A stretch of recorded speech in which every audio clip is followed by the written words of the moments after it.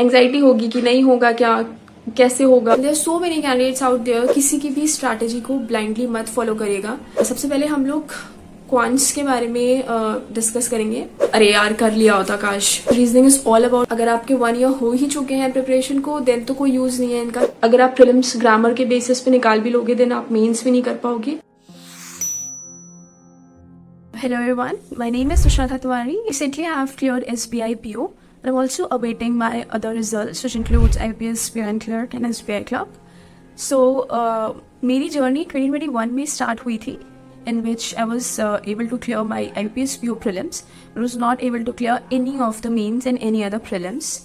फिर 2022 में मैंने सारे प्रीलिम्स क्लियर किए थे with a huge margin but unfortunately again I lost mains by a fraction of marks. Then 2023 में आई मेड श्योर कि मैं फर्स्ट डे से ही प्रीलिम्स एंड मेंस दोनों को ही इक्वल इंपॉर्टेंस देते हुए चलूँगी। एंड प्रीलिम्स को मैंने जब एग्ज़ाम की डेट्स आ जाती थी उसे 20-25 डेज पहले ज़्यादा कर देती थी बट बाकी मेरा ज़्यादा फोकस मेंस पे रहने लगा था बिकॉज आई न्यू कि मैं लैग कहाँ पे कर रही हूँ। हम अगर स्ट्रैटेजी को डिस्कस करें देन सबसे पहले हम लोग क्वांट्स के बारे में डिस्कस करेंगे। But before that I would like to say कि किसी की भी स्ट्रैटेजी को ब्लाइंडली मत फॉलो करिएगा because it can be a possibility कि कोई बच्चा किसी एक सब्जेक्ट में बहुत ज़्यादा अगर अच्छा है तो वो उस सब्जेक्ट को इतना टाइम नहीं देगा and it can be a possibility कि आप उस सब्जेक्ट में अच्छे ना हो। तो curate your own strategy according to you and अपनी हिट एंड ट्रायल मेथड करिए कि किस टीचर के साथ में आपकी ट्रेनिंग बैठ रही है, इवन किस प्लेटफॉर्म पे बैठ रही है, किस टेस्ट सीरीज के साथ में आप कंफर्टेबल हैं, ये सब प्रैक्टिस करिए। आप खुद देखिए कि आप एनालिसिस करिए कि आपके लिए क्या बेटर है। नाउ टॉकिंग अबाउट क्वांट्स, तो क्वांट्स हमारा बेसिकली 3 पार्ट्स में सेग्रीगेटेड होता है। The first one is speed maths, then the second one is data interpretation, the third one is arithmetic. Speed maths includes simplification, approximation, number series, and quadratic equation. So इनकी practice if you are a beginner, then आप इनकी practice daily 50 questions तो लगाइए ही लगाइए। Table याद करना, square cubes याद करना अप टू 30, ये सब आपको कर रही है ताकि आपके टिप्स पे रहें, ताकि आप कुछ सेकंड्स बचा सको एग्जाम में। एंड बिलीव मी वो सेकंड्स कहाँ पे यूज़ हो जाएंगे आपको पता भी नहीं चलेगा, राइट? अगर आपके 1 ईयर हो ही चुके हैं प्रिपरेशन को देन तो कोई यूज़ नहीं है इनका क्योंकि आप मॉक टेस्ट दे ही रहे होगे आई एम अज्यूमिंग, तो उसमें आपकी ये सब की प्रैक्टिस अच्छे से हो रही होगी। The second thing is data interpretation. See guys इसके जितने भी सोर्सेज मिल रहे हैं, बहुत फ्री सोर्सेज भी हैं, अगर आपको जहाँ से भी जो भी मिल रहा है बस उठाइए, प्रैक्टिस करिए। इतनी प्रैक्टिस करिए कि स्पीड बहुत अच्छी हो जाए एंड अप्रोचेज नई सीखेंगे आप उस तरह से। The third thing is arithmetic. Guys I would like to tell you all कि इस बार SBI PO का क्वांट का जो पेपर था वो हम सबको मालूम है कितना टफ था। सो आई वाज सेइंग कि सिर्फ प्रोबेबिलिटी की ही एक DI थी SBI PO में जो डुएबल थी। There are so many candidates out there कि प्रोबेबिलिटी को, मेंसुरेशन को, इन टॉपिक्स को स्किप ही कर देते हैं, एकदम उनके बेसिक्स भी नहीं पढ़ते। बट अगर किसी ने भी उसके थोड़े से भी बेसिक्स पढ़े होते तो वो वहाँ पे उस क्वेश्चन को सॉल्व कर सकता था। And 3 questions we all know कितना मैटर रखता है बिकॉज मैंने पर्सनली देखा है कि क्वांट में लोगों ने 0 अटेम्प्ट किए थे SBI PO में मेंस में।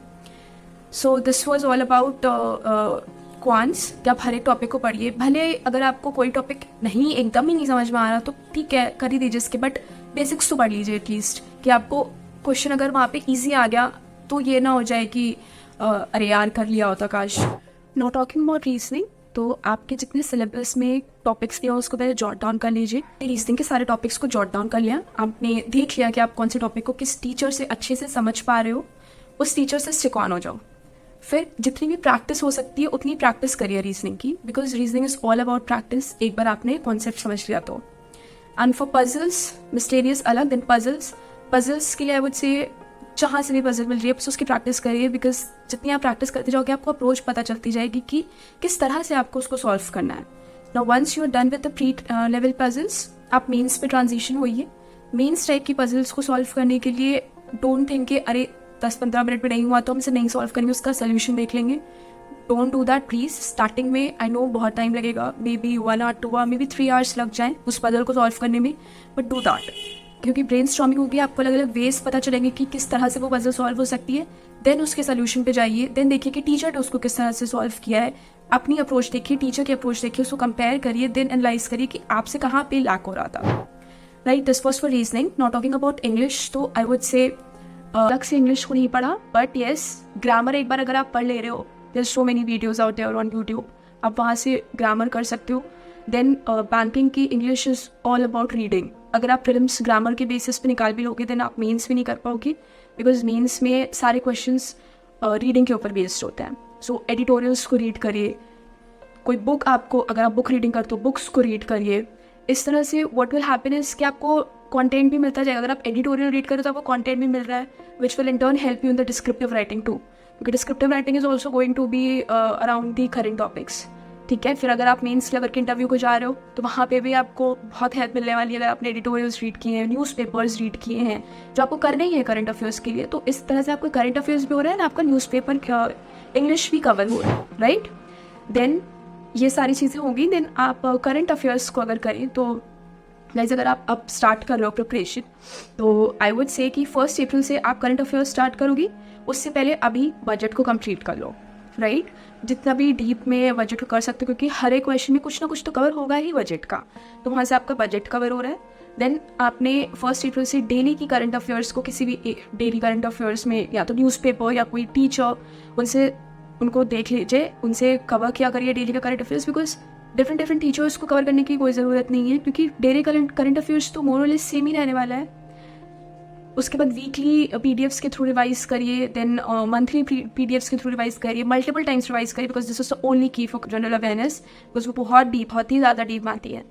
एंड बैंकिंग अवेयरनेस को 2-3 मंथ्स लगा के अच्छे से कवर कर लीजिए, एकदम डीप में जाके, बिकॉज बैंकिंग अवेयरनेस आपका सिर्फ करंट अफेयर्स में नहीं, बट आपको इंटरव्यू में भी बहुत हेल्प करने वाला है, अगर आपने पहले से कवर कर रखी होगी, राइट. नाउ इस तरह से आपने रिवाइज कर लिया. नाउ अगर क्विजेस हो गई जैसे करंट अफेयर्स की, तो स्मार्ट किया की ही प्लेटफॉर्म पे उनकी फ्री की क्विजेस हैं. You don't have to even invest anything. Free की quizzes not only for current affairs but also for English quant reasoning.